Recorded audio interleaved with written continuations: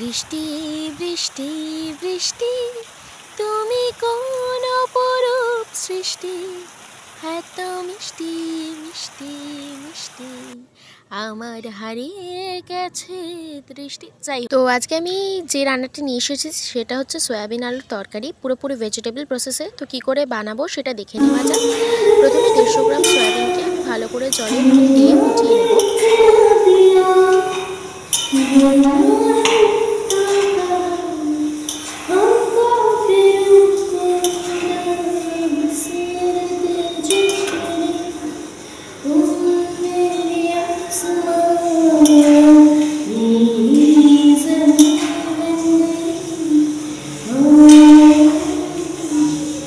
প্রায় 10 থেকে 15 মিনিট আমি ফুটিয়েছি। এটাতে স্পঞ্জি হবে আর ভাজলে ক্রিস্পিও হবে।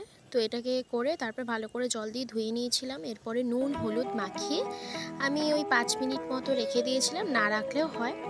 এরপর যেটা করতে হবে সেটা হচ্ছে 1 ইঞ্চ মতো আদা আর 4 থেকে 5টা কাঁচা লঙ্কা আমি ভালো করে শিলে বেটে নিয়েছিল। এটা যেটা এক হাতে ফোন আছে তাই আমি আর ওইভাবে শ্যুট করতে পারিনি, তাই জাস্ট ক্লিপ নেওয়ার জন্যই করেছি।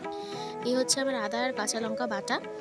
আর ডুমো ডুমো করে যেমন আলু চচ্চড়ি আলু কাটা হয় এরকমভাবে আলুটাকে কেটে নুন হলুদ দিয়ে রেখেছিলাম। এরপর একটা মশলার মিক্সচার বানাবো, টমেটো সস আর লাগবে হচ্ছে গিয়ে হাফ চা চামচ লঙ্কার গুঁড়ো, হাফ চা চামচ হলুদ গুঁড়ো, আর যেটা দেবো স্বাদ মতো নুন। এটা তোমাদের নিজেদের একটা আন্দাজ মতো, এটা আমি কিছুই বলবো না। চিনিও দিতে পারো, যেহেতু টমেটো সস মিষ্টি তাই আমি আর দিইনি। আর এরপর একটুখানি জল দিয়ে একটা পাতলা মতো একটা পেস্ট বানিয়ে রাখলাম। এরপর কড়াইতে তেল দিয়ে যখন তেলটা আর কি ভালো করে ফুটবে, তো আমি সয়াবিনগুলো যে ম্যারিনেট করে রেখেছিলাম ওটা ভালো করে এরকম মুচমুচে করে ভেজে নেবো। একদম ক্রাঞ্চ আসবে খেলে ওরকম, মানে খাইলে কড়া বলতে পারো। তো এরপরে আবার একটু তেল দিয়ে আমি আবার একটু তেল মানে হচ্ছে বড় চামচের 1 চামচ আর হাফ চামচ মানে 1.5 চামচ, 1.5 বড় চামচ দিয়ে তারপরে এর ওপর জিরে শুকনো লঙ্কা আদা ওই কাঁচা লঙ্কা বাটাটা দিয়ে ভালো করে যতক্ষণ কাঁচা গন্ধ যাবে তারপরে একটু আলুগুলোকে অ্যাড করে একটু জল দিয়ে ওটাকে ভাপে সেদ্ধ করবো, চাপা দিয়ে দেবো। তাহলে ওটা মশলাটা কষা হয়ে যাবে আর আলুগুলোও সিদ্ধ হয়ে যাবে। এরপর ওই যে মশলা বানানো যে পেস্টটা ছিল সেটা দিয়ে ভালো করে অ্যাড করে দিয়ে ভালো করে কষাতে হবে যতক্ষণে জিনিসটা ড্রাই হয়ে যায় আর কালারটা চেঞ্জ করে দেয়। আর সবথেকে একটা ব্যাপার হবে, দেখে কালারটা চেঞ্জ হয়ে যাচ্ছে আর সাথে সাথে আলুগুলোও সিদ্ধ হয়ে যাচ্ছে, মানে খাটনিটা কমে যাবে। চাপা দিয়ে রান্না করার এটা একটা মানে ভালো দিক।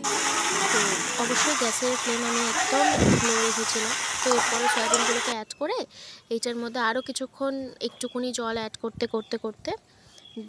কষানোর পর আমি জল অ্যাড করে দিয়েছি। এবার জলটা তোমাদের প্রয়োজন মতো, আমি মিডিয়াম মতো গ্রেভি করেছিলাম যেহেতু অনেক জনের ব্যাপার ছিল তাই।